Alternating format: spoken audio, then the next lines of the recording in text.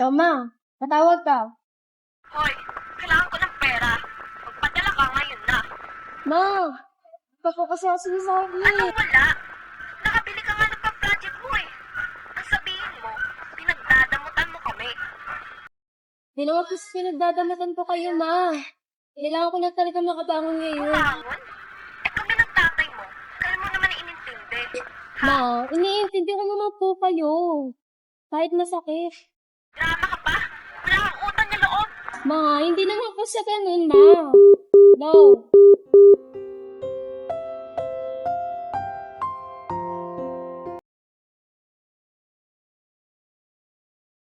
Easy. Kanina pa kita naantay. Nagugutom na ako. Ma, wait lang pa. Tapusin ko lang po itong project ko sa school. Wala akong pakialam. Bilisan mo. Opo pa, nagugutom na. Meron ka pa Luzon. Hindi po pa. Pagod lang po ako sa school. School. Wala akong mararating dyan. Pero gusto ko po makapagtapos para sa inyo. Huwag mo akong bulain. Pasensya na po pa. Okay na lang. Kasi nakakapagpala. Inisip ko na yung project natin. Huwag masyado magpahinga ka rin minsan. Salamat Siyempre talaga. Ikaw lang naman kung kaibigan kong puro stress. Global naman. Pero thank you Huwag.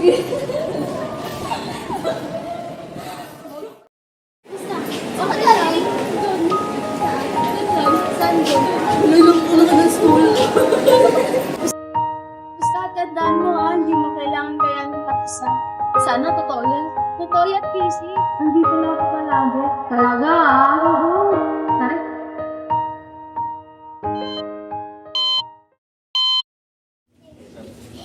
Easy. Oras na ng gamot mo.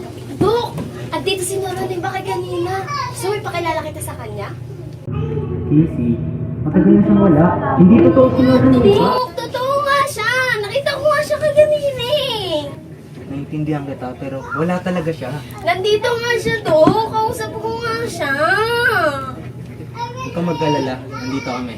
Tutulungan ka namin. Pero tulungan mo rin yung sarili mo. Hindi ko kaya! Huwag kang mag-alala.